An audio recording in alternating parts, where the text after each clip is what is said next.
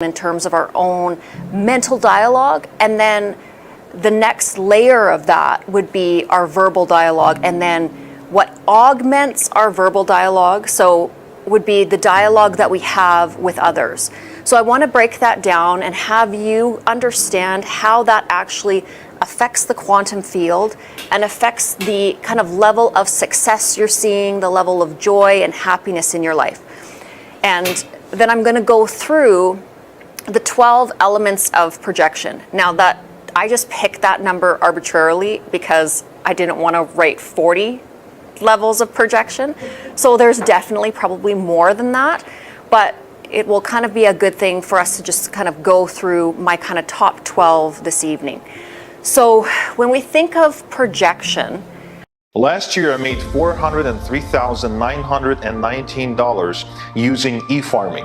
If you've been trying to make money from home, or if you're interested in firing your boss and you haven't tried e-farming yet, I guarantee you're missing out, because completely average people from all walks of life are going into e-farming and becoming full-time online in just as little as 30 days. In fact, I'll post some of their testimonies right here in this video, because these people used my proprietary system to go from zero to a full-time online e-farmer in as little as just 1 month. I invite you to click somewhere on this video to be transferred to the next page, where I prepared a detailed breakdown of what e-farming is and exactly how it works. I show you exactly how I found it, how I stumbled into it. I tell you more about my system. I show you more case studies and testimonies, and most importantly, I even show you exactly how the people that you consider to be A-list celebrities and even Hollywood stars are also getting into e-farming to make passive income outside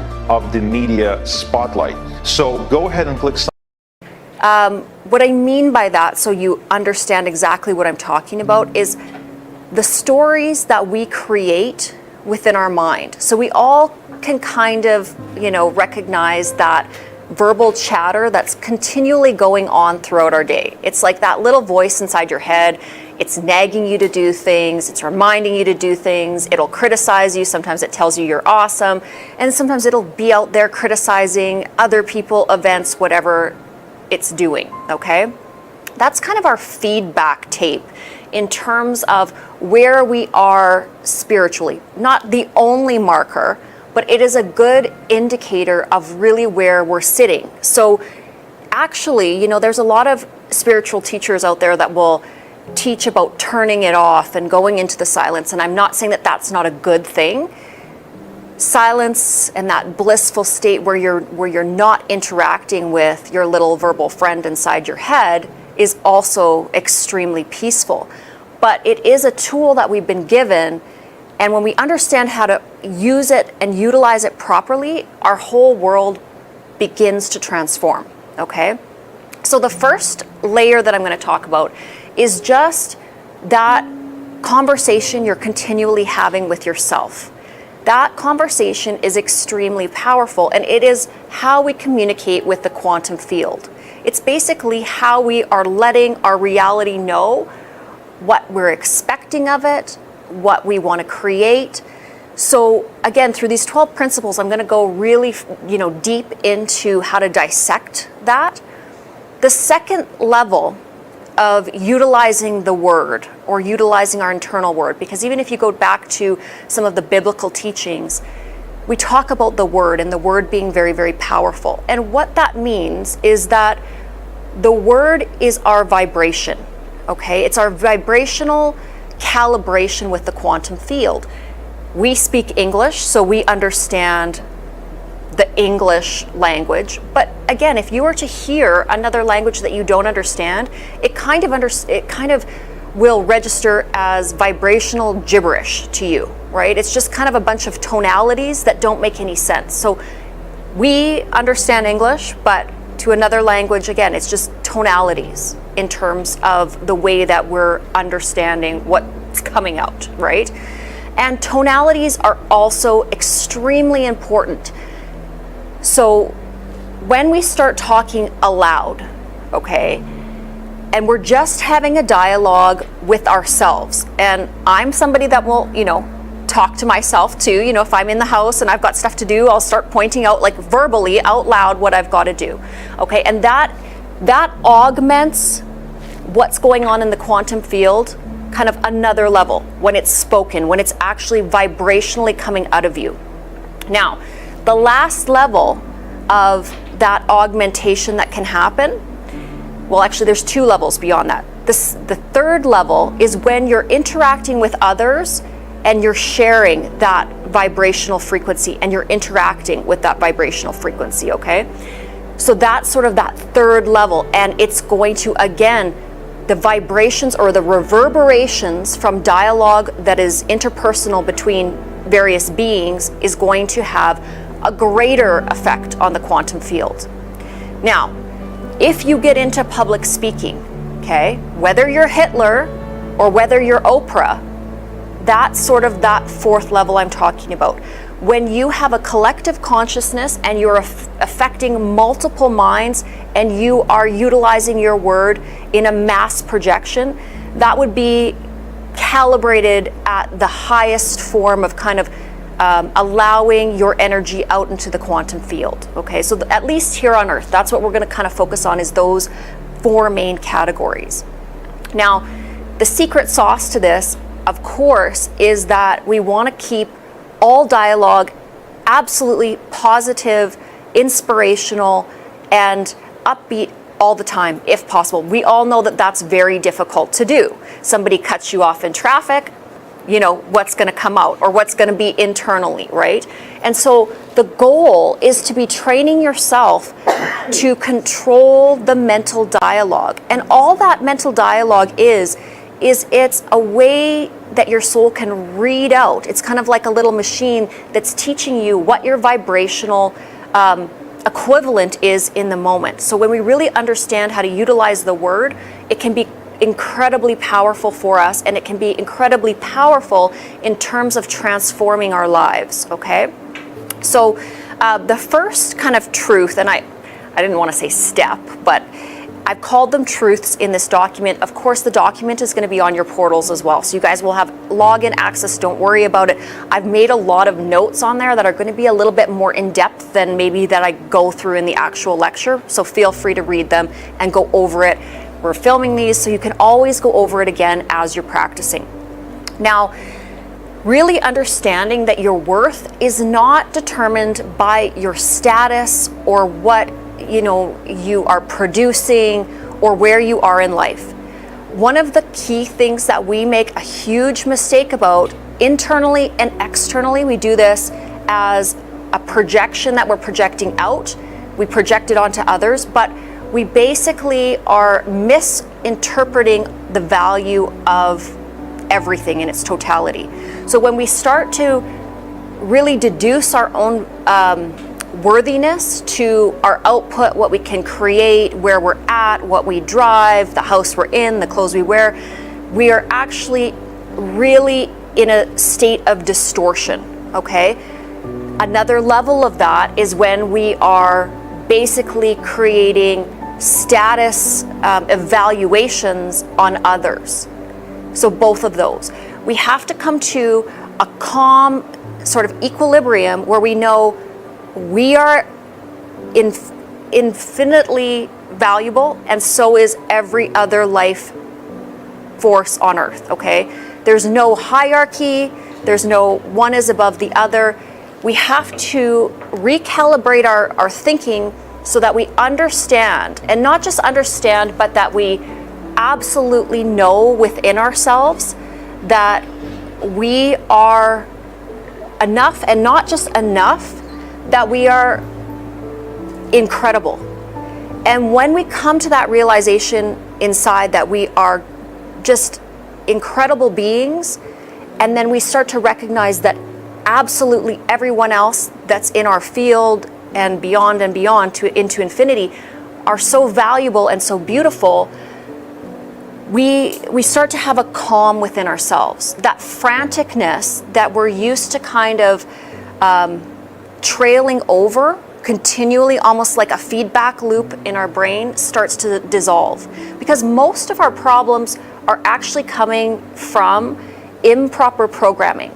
So an improper mental dialogue, which is spilling over into an improper dialogue with all of the different beings that we're interacting with.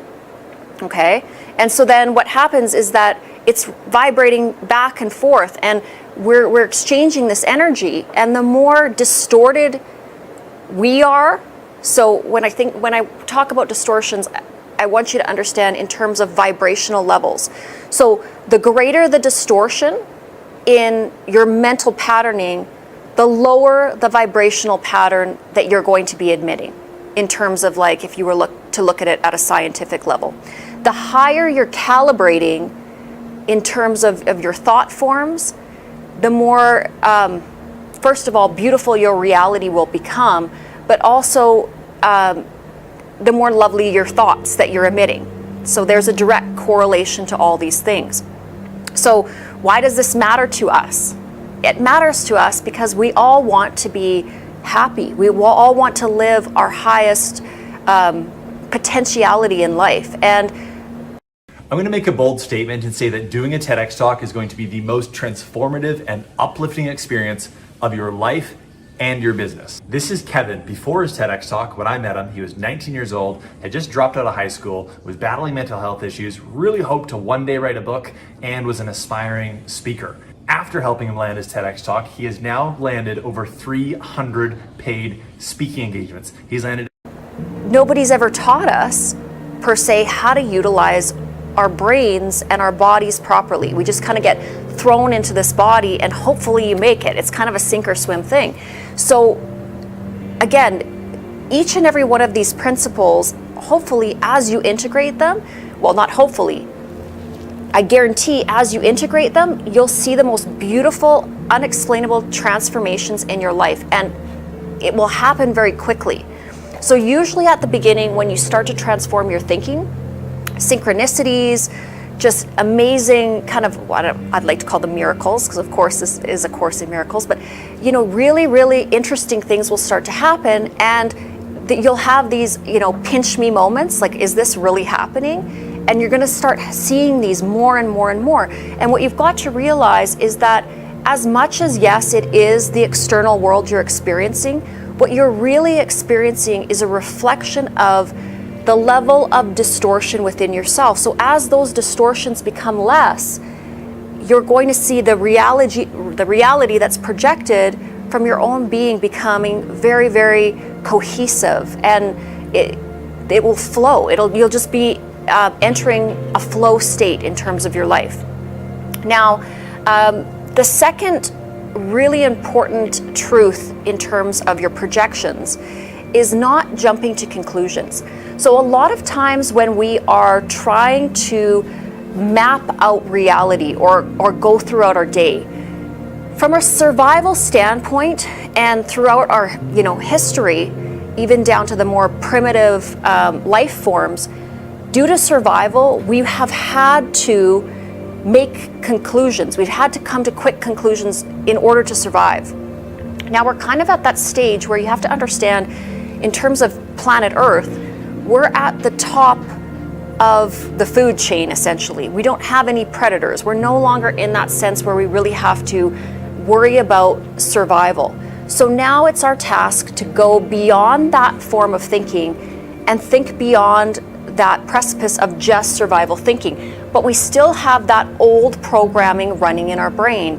And that's where we tend to jump to conclusions, or we make snap decisions without very much information. And I would say probably 80% of the time, the conclusions we come to are wrong. And then what happens with that projection, it's such a great distortion that we start to project that outward. And then the more that, again, it's that ripple effect. So if we share that improper distortion along the path with other people that we interact with, that vibrates out and it compounds itself. So when we're looking at our projections and what we really want to rein in terms of our own mental dialogue, is not jumping to conclusions. It's better to actually say nothing, internally as well as externally, if we don't know enough information. So I know only from past experience that when I would feel like I didn't have control of things, I would run a tape of replaying those events in my mind and getting very frustrated with them. That was what was going on internally. And then a way to kind of ease that internal pain would be to go to somebody else and regurgitate that and have them almost back up or buffer the distortion I was creating. And I realized that that was creating a lot of sort of chaos as I was, spitting out this misinformation. Now, it was a very youthful mistake. It's what we all go through. It's not anything that I'm now self-critical about.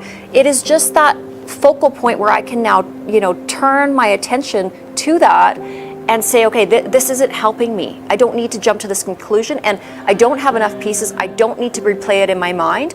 I just need to settle within myself, trust in, I use the word God. For me, that's a word that works, okay?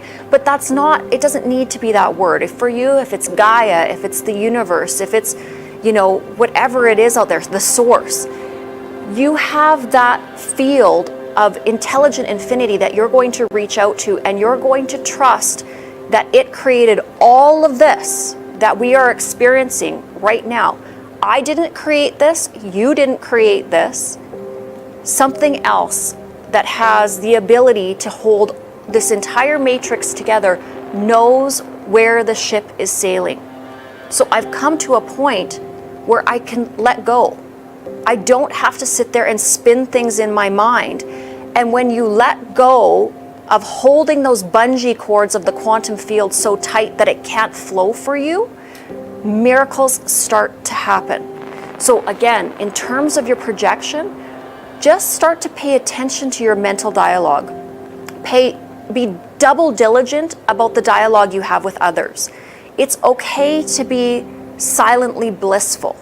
If there's a group of people and they're creating chaos in terms of their words and they're stirring things up, you can stay silently blissful. You can smile at them, you can love them in where they are for what they're doing.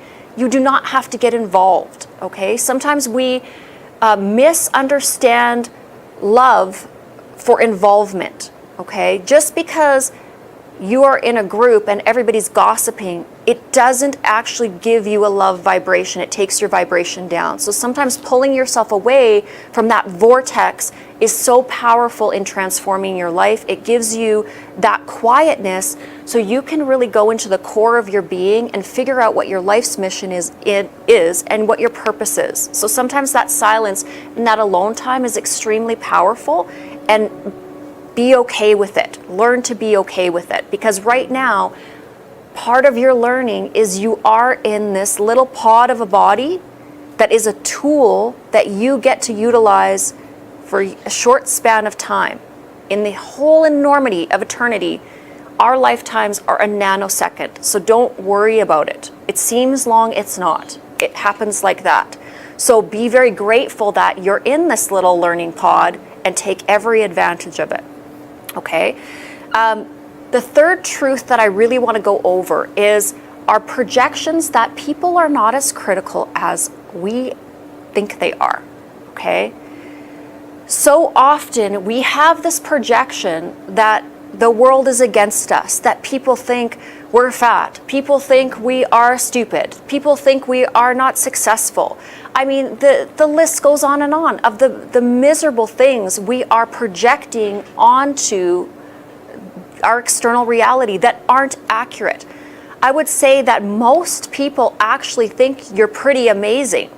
And actually a lot of times other people in their little body pods are quite intimidated of others in their separate little pods. They don't necessarily know how to articulate social interactions to a deep level, okay? That's something that doesn't happen, especially in our modern era, very often. So that depth of communication, is very, very essential to your spiritual growth, is really having those deep conversations with people and those deep interactions. And when I say deep, I mean, you're really getting to the core of things, but there's no external attachments. They're not paying you for the service. You're not getting anything from them. There's no existential benefits to them. It is just mano a mano, two individuals coming together and having an authentic moment where they care about each other. And hopefully, when you create that, that point of caring continues on and on and on. And as the experience grows, the depth of that relationship just expands and expands and expands as the layers get built, okay? And those are the type of connections that you want to invest in and that you want to build your life around. Drinking warm water before bed shrinks a swollen prostate overnight. Thousands of men are regaining control of their bladders every night as they sleep by adding one unusual ingredient to a glass of warm water before bed. If you're frequently struggling with urgent toilet trips, a weak flow or difficulty starting or stopping urination, then pay close attention. Because a study published in the prestigious European Journal of Urology suggests. And I would say as well that, one of the most valuable thing that you will gain from your experience here are the individuals and the lives that you will connect with. That's the only extension when we leave this plane that continues on. Our success, what we build here, what we create in terms of a company, it does not extend. All of that material stuff gets left behind. So you have to be, or you at least should be paying somewhat attention to those relationships that you're creating, because that is the soul connection that once this is past, will continue on and will help you at the next stages, okay? So again, don't assume that others are seeing you in a bad light. That's a very negative projection to be putting out there into the quantum field. Even if you find yourself or somebody has had a negative comment against you, they can simply just be having a bad day. Don't attach your energy to it and spin it out of control. Just let it go. They said something offside, or they did something a little offside. There's a million reasons why people act out, are frustrated, whatever it is. Forgive them in the moment and let it go.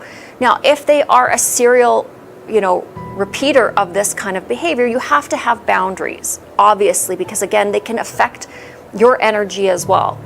But what I mean by boundaries is, let's assume you have somebody in your life that is using drugs, okay?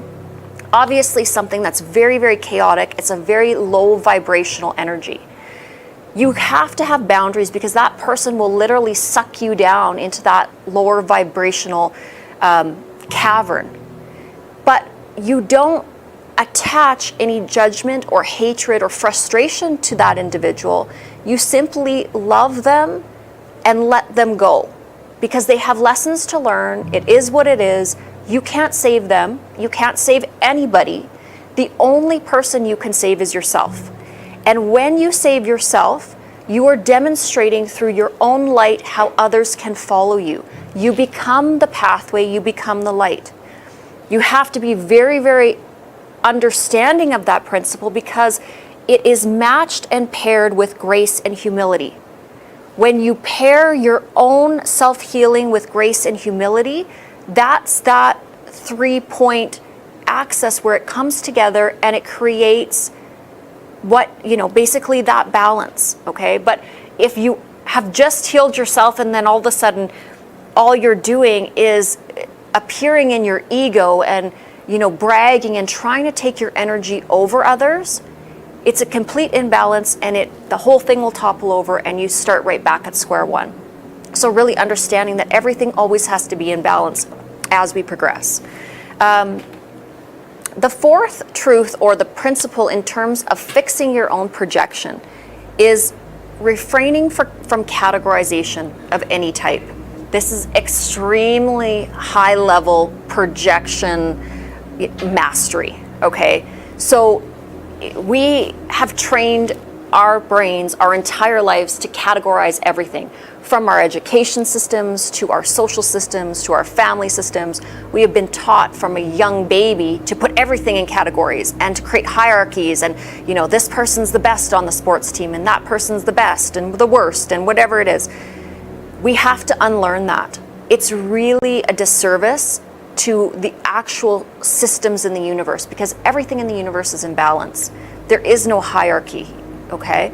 So when we start to align our own thinking with the actual truths and the principles whereby everything is structured, we come into alignment, and then again, we become part of that flow state. So making sure that we're not categorizing ourselves. So not putting ourselves on any type of hierarchy, not blocking ourselves in, because again, when you put something in a category, what are you doing? You're drawing a box around it. You're preventing it from becoming all it can be. So take the sides away from the boxes and just practice this state of no labeling, no categories. The same thing for your external world. Don't categorize anything and don't label it. And again, this is a very, very high level principle. It's not something you're going to be able to do immediately, but you can start to watch yourself and catch yourself doing these little kind of categorization, kind of mental dialogue, and then catch that and kind of stop it before it runs away on you, okay? I've gotten very good at it. So from where I am now in terms of my own evolution, I really attach not very much energy to too many things. So for example, like today I was running late. 5 years ago, I would have had so much negative mental energy following me into this room because of everything I would have attached to the fact that I was 1 minute prior to when I was supposed to be here. And everything turned out just fine. But I would have been not able to speak about my notes. I would have been frantic. My energy would have been all over the place. And I probably would have not given the best of myself. So again, just allowing, that non-attachment, I guess is a good word in terms of how you're interacting with your life. Now, when I'm talking about non-attachment, I don't mean that you don't care, because the caring part and the opening up of your heart becomes like 10 times, 100 times as wide. You care more, but not in a way that is going to drag you down, just in a way that you love every moment for all that it is. And you, again, begin to trust the universe, and you begin to trust the source that created the universe. And if there was a reason you were running a little bit late, maybe it was because if you had been early, something else would have happened, okay? So everything has its divine timing, and just letting go of the reins and learning how to trust God's timing. We're okay. And when you really meditate on that and really deeply in every cell of your body learn this and start to understand it. This is how using aluminum foil incorrectly can cause your brain to shut down in the next 2 years. Aluminum is one of the... It will almost bring you to tears how protected you are at every moment, how loved you are at every moment. And when you can start to feel that, and you let the barriers that you have built, you have to understand you built those barriers.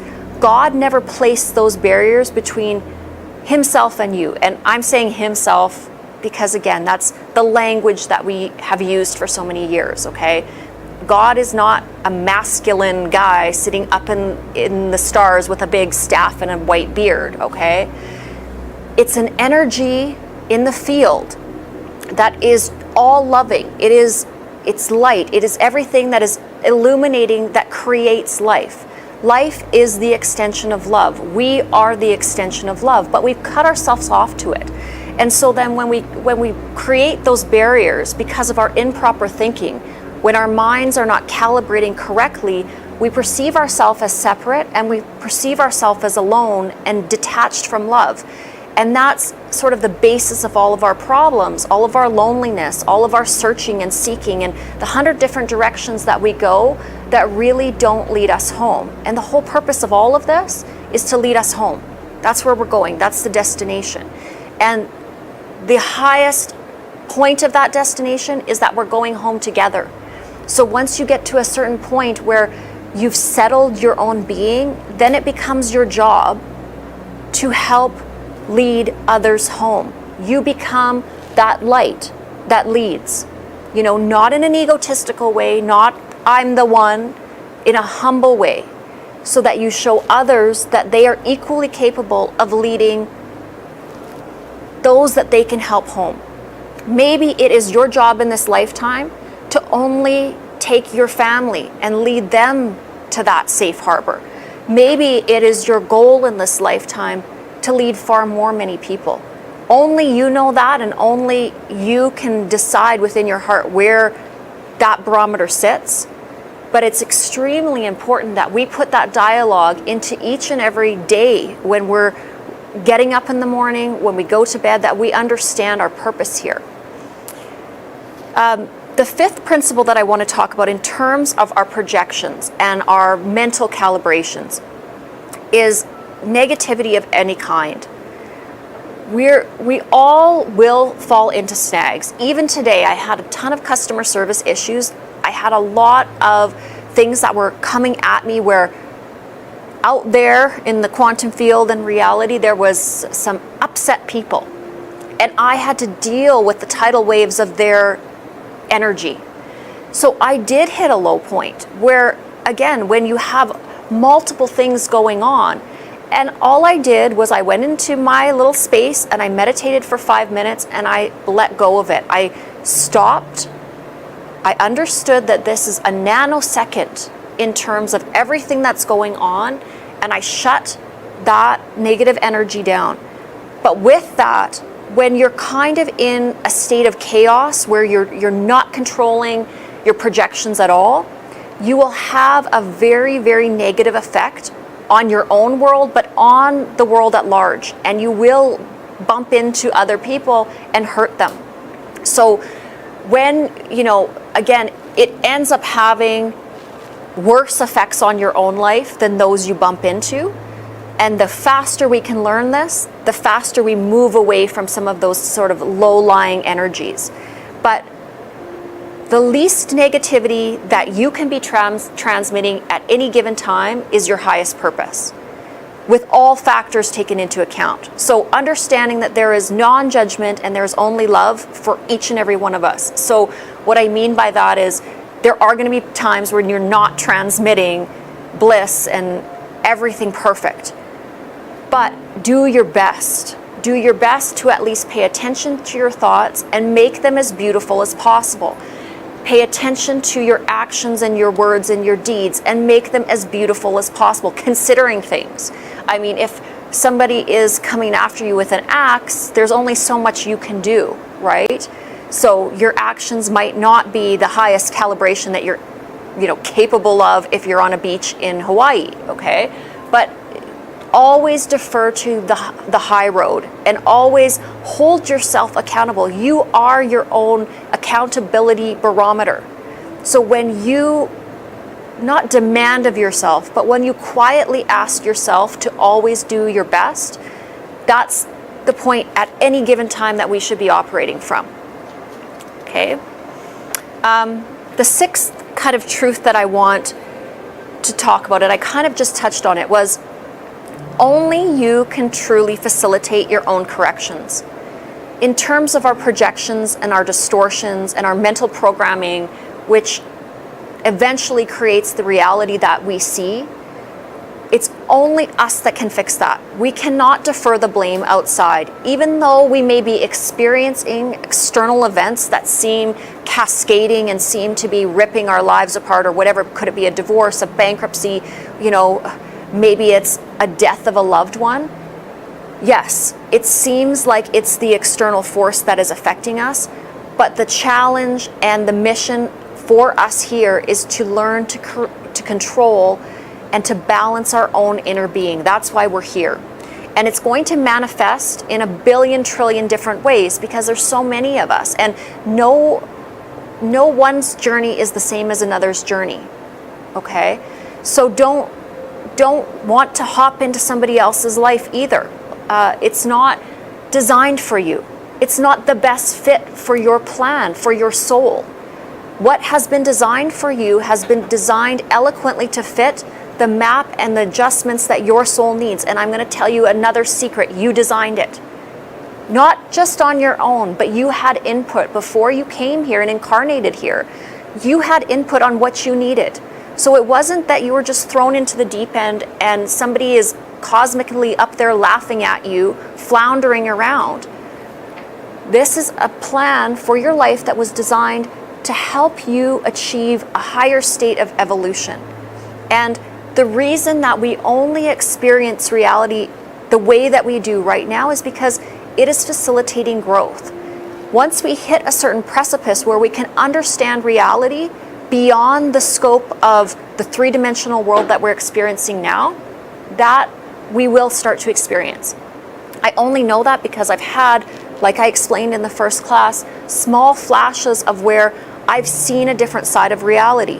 I don't understand why I've been able to see it, but where I literally, the veil's been pulled back and I've seen beings that I don't see appear, in this room right now. And there was a long time where I didn't understand what that was, and I didn't understand from a young person in terms of my childhood why I was seeing things that other people couldn't see. But now I understand that part of my mission was to understand and to jump into that knowledge so that I could be able to teach others about the things that I've seen and I've experienced. And that's part of guiding them along the path, okay?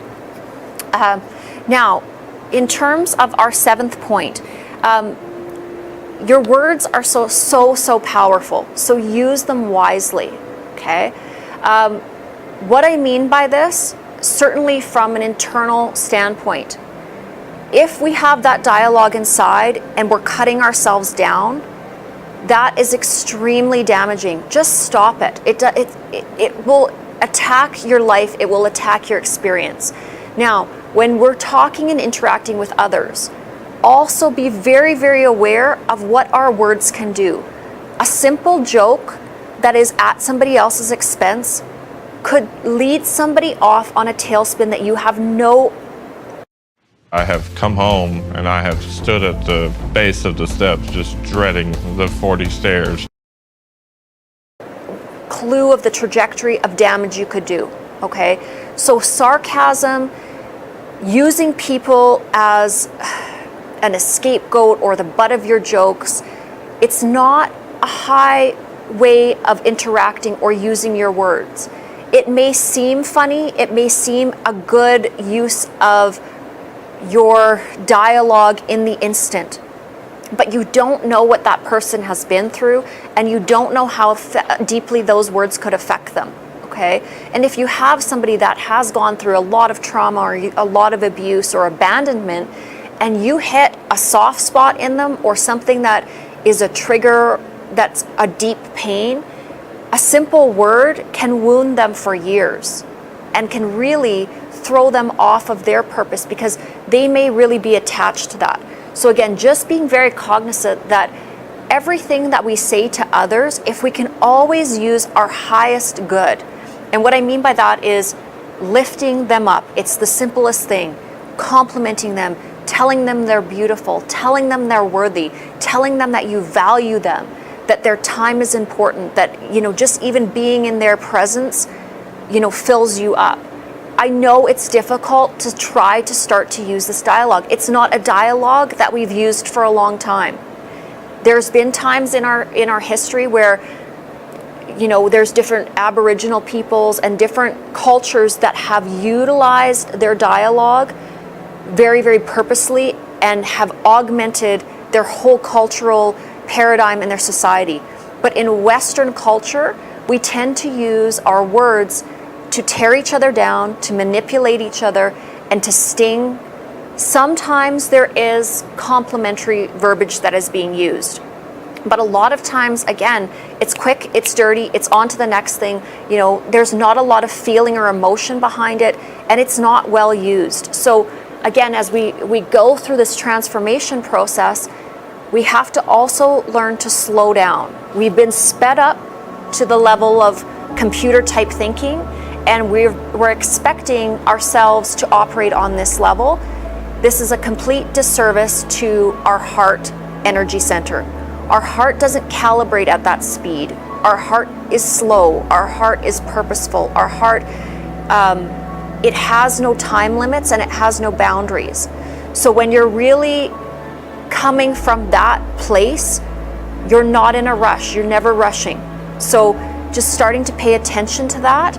I know it's difficult. We all have things that we have to do. We all have bills we need to pay.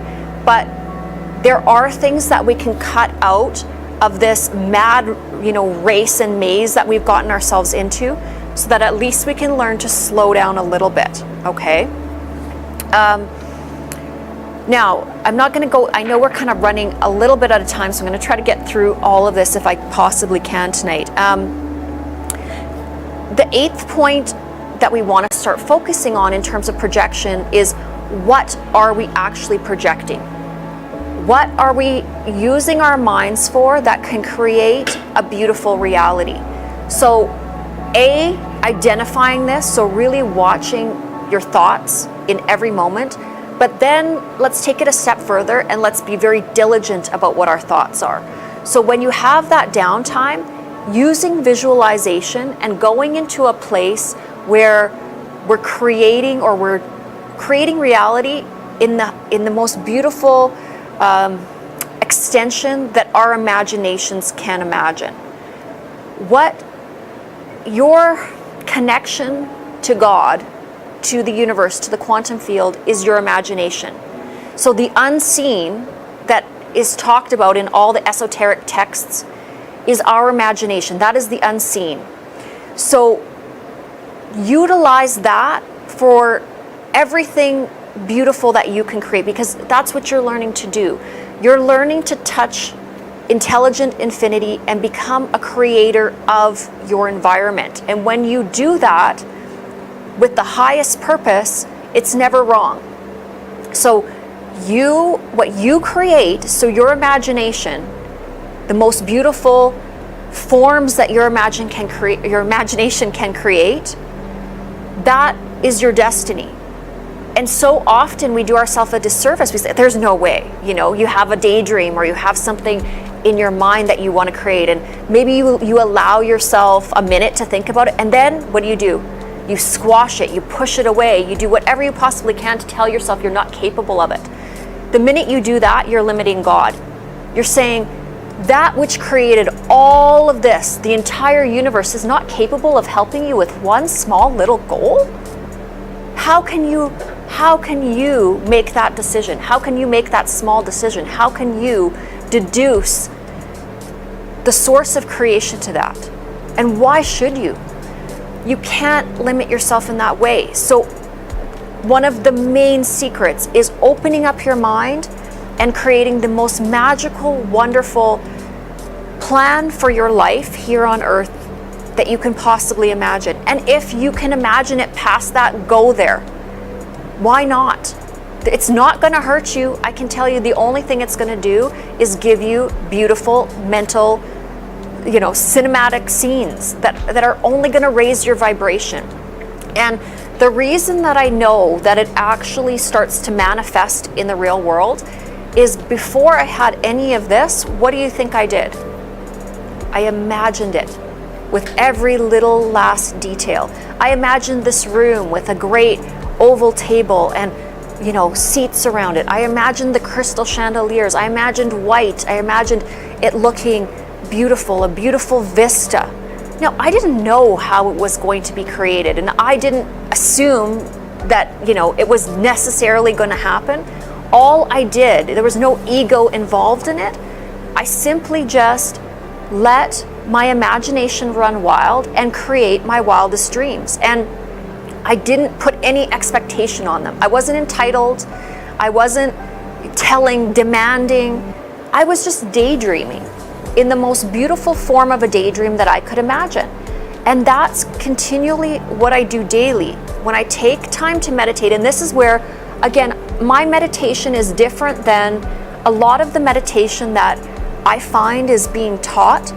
And so I don't want to say that I'm right or wrong. I'm just telling you what has worked somewhat for me. Okay, going into the absolute silence and experiencing nothingness doesn't work for me. It doesn't raise my vibration. What works for me in meditation is to take myself into the most beautiful fantasy you can ever imagine and to live it in my mind for a small period of time and recalibrate myself. And when I do that, I instantly come out of my meditation feeling so like basically all encompassed by this vision that I can stay up all night long. I can write and write and write, whatever it is, even if I find that I achieve 1% of what I've been visualizing, it's still so immense and grand, and I'm still blown away that any of it manifests. It's just that good. And so as you do this, and as this becomes your practice, you'll find that it's easier and easier and easier, and your brain starts to become a different sort of organism or mechanism. It just becomes this continual vibrational output of harmony, the symphony of what life could be. And the more minds that can start to create that kind of mirage, vibrational mirage through our internal world, you're going to start to see a transformation that is utterly incredible in our external world. So again, that's why teaching in any form will have a tremendous effect, more so than you ever believe. So helping that person that's homeless on the street, taking that time to help another person out, not creating categories around whether somebody is valuable or invaluable. Also not creating categories around life forms. You know, human beings are better than a cow, or human beings are better than an ant or a spider. That's not accurate. That's not the way the quantum field sees it. Because all pieces are needed to support life on Earth, every single piece is equally important. So that's, again, something that we have created in terms of our mental paradigm that is incorrect. We need to recalibrate, and we need to balance that distortion so that we understand the equilibrium that is life. If we want to have sustainability, and if we want to be part of that intelligent infinity, we have to get away from the idea that we are better than and that we can destroy because it's in our right. That's a principle that is been mistaught throughout the ages. You know, there's man and there's beast. No, it is not that way. That is never how Jesus intended it to be taught. That's not how it was supposed to be delivered to humanity. There is no segregation between life. No loving creator would ever create a vast array of beings and make one set of beings capable of destroying the rest with no regard for the calibration or the entirety of life. It is not sound principle that any bedrock of love could stand strong upon. So again, we need to understand that distortions. I'm going to make a bold statement and say that doing a TEDx talk is going to be the most transformative and uplifting experience. Are embedded into so many different aspects of society, and we need to be intelligent enough to understand when a distortion is a distortion. You know, if you're coming to a farm and there's a family of pigs and the mother pig is watching the farmer chop off the head of the mother and squealing and crying, that pig is feeling something. Now, I'm not saying that everybody is at the stage where they want to become a vegetarian or a vegan, but eventually, as you go along your spiritual path, there's a reason why many of our leaders spiritually do not eat other animals. It's because you come to a point where life is so sacred and precious to you that you are able to forego taking another life for a momentary pleasure that you might have as a sense pleasure. That's, you know, again, to deduce it to that level, non-judgment. People are where they are. You can't judge them. You can't be angry at them, because if you're starting to basically transmit anger because of somebody's behavior, you're also distorting the whole principle.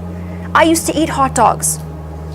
I'm not a terrible person. I just didn't have that level of understanding. I didn't know yet. You don't know until you know. But then once you know, you can't unknow it, right? So again, we're all on this path of evolution, and part of understanding and non-judgment is just allowing people to be where they are and loving them for where they are, and then gently guiding and teaching them. The ninth principle in terms of correcting your own projection is observation and attention leads to understanding. So understanding that we need to be self-observant. And I really want you to understand that this is really for yourself. Now, you can definitely quickly observe in your environment if people are unaware or if they're really in the muck of their own distortions. That's fine, but don't judge it and don't put any attention onto it, because you'll spin out into a vortex that's completely off track. You can't fix them. You're not on their path, so just let it go. In terms of your own path and your own journey, just having that level of really becoming a scientist in terms of your own journey. Observe yourself, observe your thoughts, observe your actions, and have that ability to stand back and look at what you've done objectively, not getting mad at yourself, and just knowing where you could make those corrections. And then next time you're going to do it a little bit better, and then next time you're going to do it a little bit better. And that's how it becomes like second nature, and then it will actually become part of the way that you live your life. Now, again, having attention to these things, you don't want to go to the point that, well, I don't want to say you don't want to. Everybody has their path. But even in terms of spiritual seeking, you don't want to go into this like tumbleweed sort of a mentality where you're just in a craze to get this done as fast as you can, and you need to suck up all the knowledge as fast as possible. You really have eternity to figure this out. And again, I'm going to go into some of those principles so that eventually I can explain to you what eternity is, how the fact that, our human brains have a very difficult time with understanding what eternity actually means. That'll be another lesson. But just understanding that, oops, hopefully that's not on the video, but a little snag there. Caught my own boob. Okay. So, but in terms of just your journey, you have forever to get this done. So don't worry about it, but be diligent. And knowing that, again, when I say you have eternity, you're always going to be evolving. So don't become afraid of that concept either, because I think a lot of people will often say, well, like they think there's a finish line, like they think there's a point where you're going to have a cutoff, or you just sit back with a margarita in the sky and you float on a cloud for eternity. It doesn't work that way. It's ever evolving. Our intelligence is ever evolving. So there's never going to be a point where you're not going to be engaged in what is in creation. Creation just is. You have to settle within yourself this idea that it just is. And the beauty and the mystery of that is what is. And it's that simple and it's that complicated all at once, okay? Now, the 10th truth in terms of really trying to understand our own projection is learning to transform your world by seeing everything and everyone as yourself. So when we start to look at the other people that we interact with, I do this with every being, every tree, every rock, every chair, even things that are inanimate, they're still part of the field. So I wouldn't go up and kick a rock. I know that sounds foolish to some of my friends that haven't gotten there yet, but to me, I still observe that rock as sacred. I still honor that piece of reality. So I'm going to be kind and I'm going to be good with everything that I interact with, whether it is a window pane or a flower or an ant or a human being or a dog, whatever it is. I look at it with the same love. There's love in all of it. And when you start to see that, like even when I'm swimming in my pool, I talk to the trees all the time. They're my friends. I just think, oh my goodness, I have all my friends standing around me. And again, I will do, whatever it is to talk to nature. And oftentimes when I've been in a state where I kind of touch another dimension of reality, and that's the only way that I can form it into words. When the colors become very, very bright, when I can really understand what the animals are saying, and I know this is going to sound really, really weird, but when I crossed over into those small segments in my life, I can actually communicate for a short period of time with the life around me, and it's life that normally doesn't communicate with us, but it's the most amazing. I can't even really put it into words, but I've experienced it enough that I know it exists. So I couldn't talk about it if I hadn't experienced it, and I can tell you from the reality that I experience now, which is equally useful, it's another level.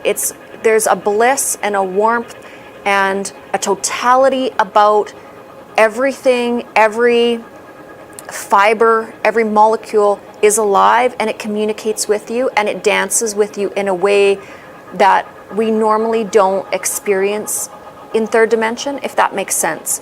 So those experiences have allowed me to understand that there is another existence. And again, like I was speaking about in the first class, when I've had those experiences, when I can see other beings and communicated with them, I don't know if you would call them spirits. I didn't really experience it in that way as like dead people walking around. They were just very translucent entities, and they were very intelligent. They weren't like, in Ghostbusters where they're trying to beat people up, or they're just very peaceful entities, and they don't communicate verbally. It's all through telepathy, and it's just supportive, loving energy. So the thoughts are instantly transferred into your consciousness, and the only connections that I've had with them was to help support me and to give me guidance and information that I didn't have before encountering them.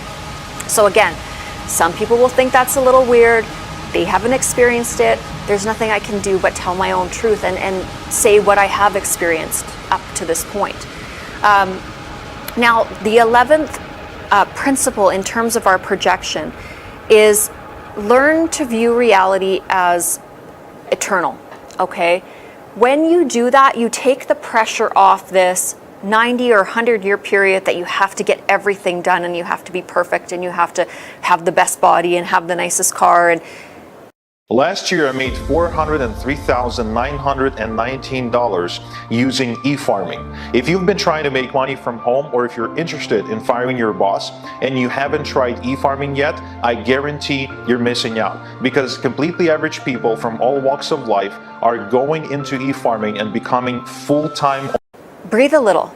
You've got forever. That's the messages I have always gotten when I've connected to that higher power. And if you can just marinate in that, and also realize that, again, that pod, the body that we're talking about that you're in right now, it's very elemental. It is a bunch of earth elements that have come together to create a vehicle for you, but it is not you. So don't judge it too harshly. We get so attached to the way it looks and the way it functions, or it's not working well, or it doesn't look like the other kind of bodies, or maybe it's the best body, or whatever it is. It's just a heap of food that has come together into this little, it's congealed into this form that you're utilizing right now, but it is not you. It's not the essence of what you are that is eternal. It's just a little form that you're borrowing, again, on this particular journey so that you can learn. And you are going to pop into all different sorts of bodies along your path, and you're going to learn different things from different bodies. If you're a dolphin, you're going to learn different lessons than if you're a human being. If you're an ant, you're going to learn different lessons than if you're a rock. If you're a rock, you're going to learn different lessons than the tree and the bird, okay? And so, again, these things are difficult to sometimes understand and really take into our essence when we are in a separate body. When we think of society at large, and especially media and everything that we experience in modern living, it also feels like fluffy, and it doesn't translate into our modern day life. Don't worry about it. Do it anyways. Be who you authentically are, and you are likely part of this wave of change that's coming to planet Earth. Okay, and that's a beautiful thing to be part of. And that doesn't mean that whatever is part of the old patterns, because again, it's just old programming, it's old patterns that are no longer necessary in terms of our evolution, our groups of souls evolution. And make no mistake, at the very precipice of existence, that first initial existence, there are other souls that are going through the first stages that you and I went through at our very inception. So don't judge it, don't worry about it, just know that it's a process. Now, the 12th sort of principle that is extremely, extremely important in terms of your own projection is personal triggers. Anything that triggers you, pay close attention to it.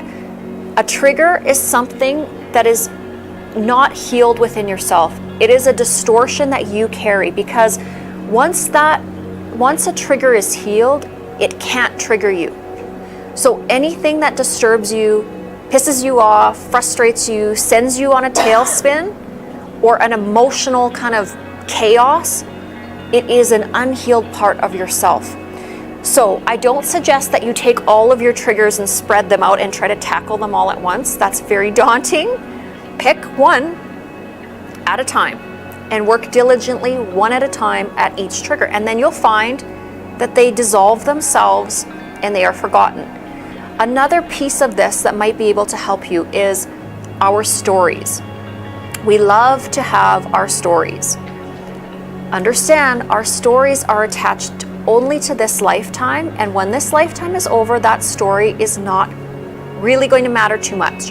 It is like being at school. We will evaluate it, we'll see how we did, and then we're going to be on to the next journey. So, what I can tell you about your own story, if you tend to go over historical events in your past and replay them and try to change them and go over them again and trigger yourself over and over and over again on past hurts, you're really stuck in the mud. Stop that. Whatever that tape that's playing in the background about your past, myself, things took a dramatic change for me when I turned off that playlist. I never bring up my past. It's not relevant. I'll utilize certain things in terms of trying to articulate my way through a situation, but I let it be my intuition and not this construction of my past that I'm projecting onto my current reality, if that makes sense. So really allowing yourself to turn that story off in your head of where you've come from, who you are, where you've been. You're not meant for greatness. Your dad was a coal miner, whatever it is. It doesn't matter, because it actually doesn't matter. And I think too that a lot of modern psychotherapy, unfortunately, has us replay all of that, and it just re-damages and it just relays the tracks of trauma. So when we think of our triggers, we really want to look at what we can personally fix, forgive whatever it is, let it go, even if it is the deepest, most uncomfortable pain we've ever had.